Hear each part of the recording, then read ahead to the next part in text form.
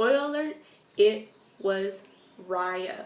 Now Raya is one of the girls that goes to the academy that the Flex Fighters also attend.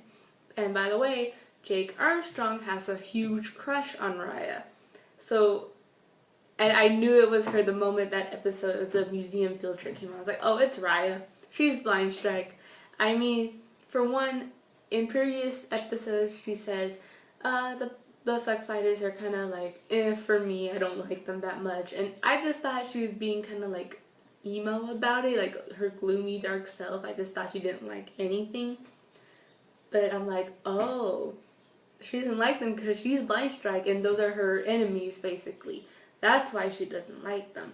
And also they keep saying he. The Flex Fighters keep saying, oh, Blind Strike is doing this, we gotta go get him and all that stuff. Like, nope, you better say her, because Blind Strike is a she. So I just knew something, like, no, Blind Strike it's a girl, it's Raya. And plus, of course, they're gonna give us that twist because it's gonna make the hero question his emotions towards this villain. And sure enough, it did. When Jake and his friends found out that Raya was Blind Strike, it totally brought the twist and it made them question their emotions towards Blind Strike. It really did. So for me, Blind Strike was a no-brainer. It was Raya the whole time. I could figure that out. And I think the reason why I was able to figure it out also because it had a resemblance to American Dragon, Jake Long, where he has a crush on Rose, but he comes to find out that she's the daughter of the villain he's fighting. So there were so many similarities with that. I'm like, oh, yeah, another typical superhero cliche where the hero kind of has to fight the villain who happens to be one of his crushes, which also kind of reminds me back to Spider-Man Homecoming, where Peter Parker found out that his crush, which was what was her name, Liz, right? She happens to be the daughter of the Vulture, which is the main villain he's fighting. So it's like, there you go, there's the twist, right? So it's nothing new, I guess you could say. It's kind of becoming typical now, but it does bring more to the story. I will give it that. So that was, it brought more to the story, but am I surprised by the twist? No, I kind of knew all along. Now, this is where it gets interesting. The twist, there's another twist that I did not see coming and that it really, really, really, really, really, really, really surprised me. And that is of Mr. Rook. Okay. So you know how I talked a little bit about Kane earlier, but I didn't want to go into too much detail because I wanted to talk about it more with Mr. Rook. Okay? So throughout the whole series, Mr. Rook is the head of his company, right, of Hyperflexium. And I thought, when he first came on screen, I thought he was one of those cool, tech-savvy guys. He's young and, kind of attractive too, where, he's like a hotshot, young billionaire guy trying to make the city a better place. And he's willing to take a risk, which is why he's so into the fact of having teenagers fight for him. I'm like, okay, so he's like that type of guy. Kind of like a young Tony Stark, maybe, okay? He's willing to have, see, I'm seeing a lot of Spider-Man references, I don't know why.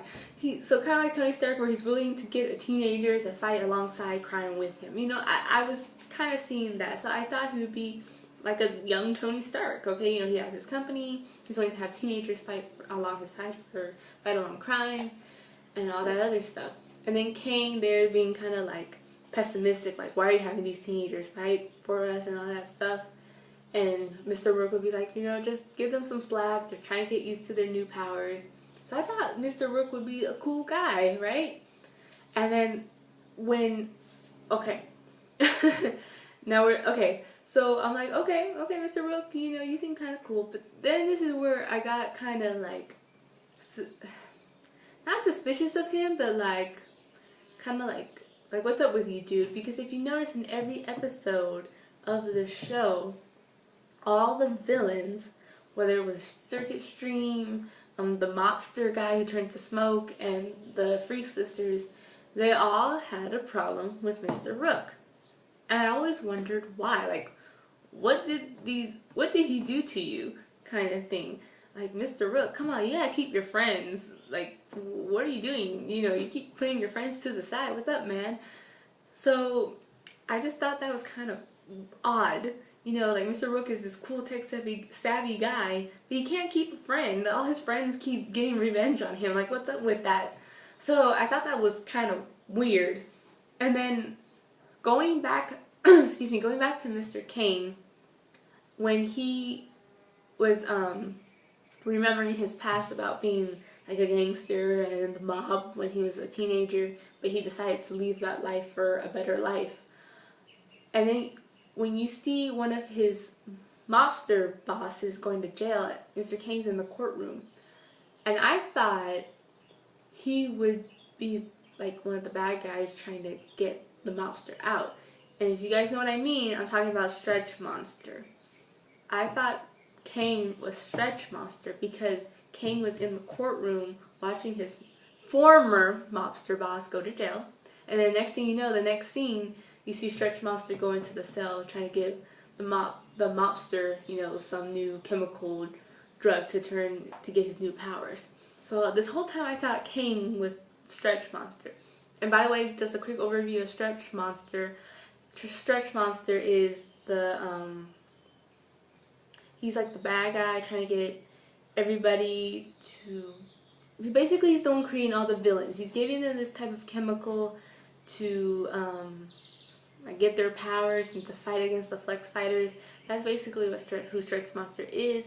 And this whole time, you know, you think he's at the same time like the victim against Dr. C, but he's not. It's just so much going on.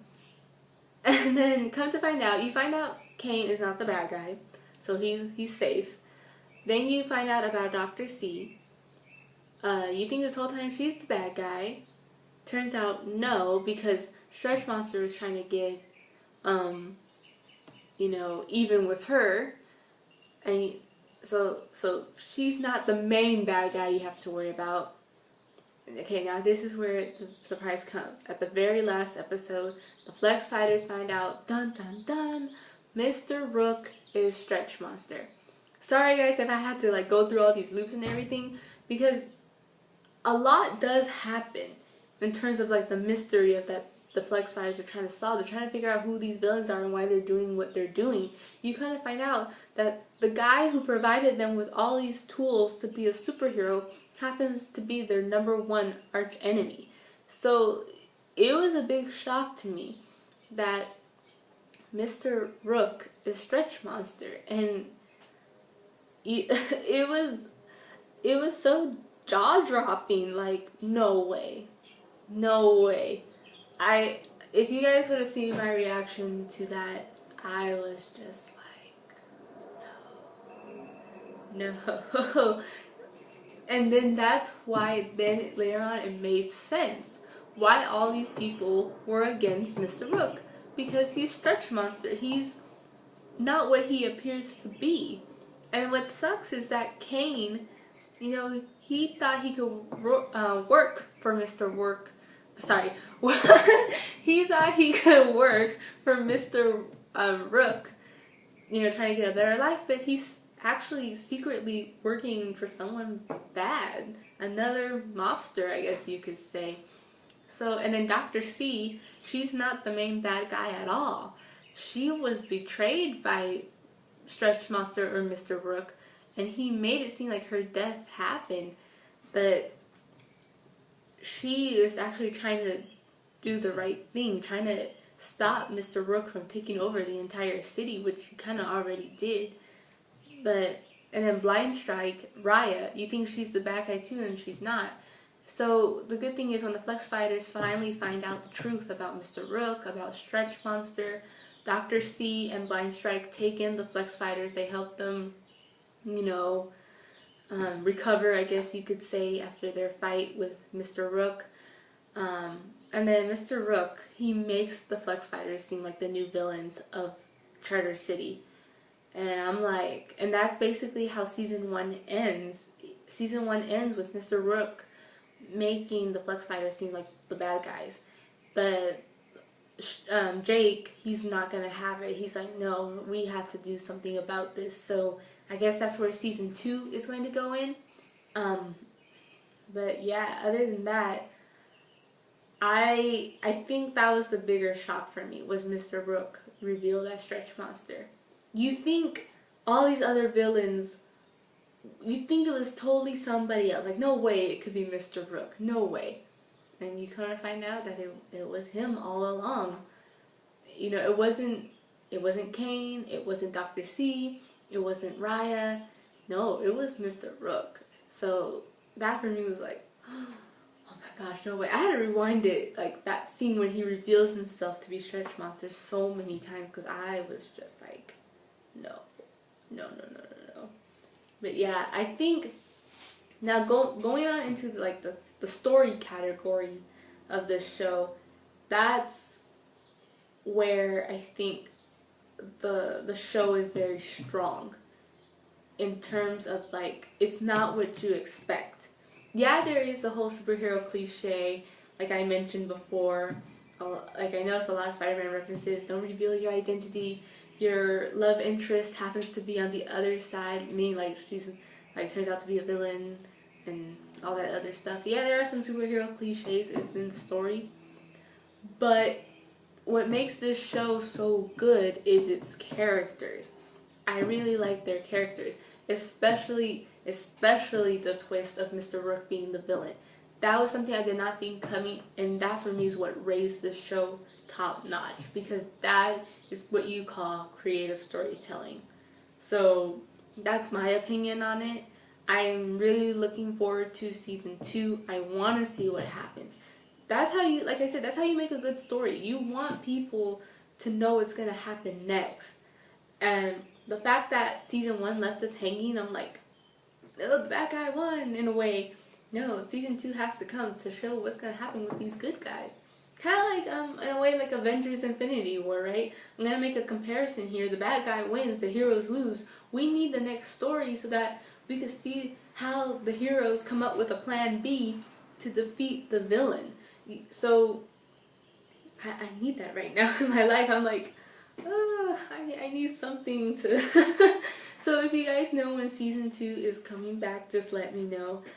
Sorry if I like rambled everywhere in my review. It's because I'm trying to like piece the pieces together so that the big reveal comes at the very end, that the guy who was helping the heroes is not what he appeared to be. And that's kind of like heartbreaking, because again, like the Mr. Rook character really like just took me by surprise. Like, you have no idea, guys. He controls most of the city.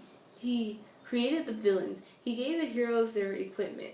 And now he's telling the people that the heroes are actually villains. So I'm just like, oh, I need season 2 right now. I really need season 2. So my overall rating for this show, I'd probably give it probably a 9 out of 10. I gave it a 9 because, like I said, it has good storytelling, good characters, good animation, good action. It's never slow. The show's not slow at all. Even in the first pilot episode, it goes straight to the action. It shows you quickly how the characters get their powers, and it's like, boom, let's get this show off the road. You know, it doesn't take its time. It might, you know, the pacing, even though it is a fast-paced show, you know, someone could say, oh, but then, you know, you don't have the time to like slow down and get to know everything. Yeah, okay, maybe. But at the same time, you know, for children, which is targeted to, children want to see action. So in terms of pacing, it's fine. It's a fast-paced show, but I think it works. But the only reason why I didn't give it like a 10 out of 10 is, again, because of the whole superhero cliches. Like I mentioned, oh, I can't reveal my identity.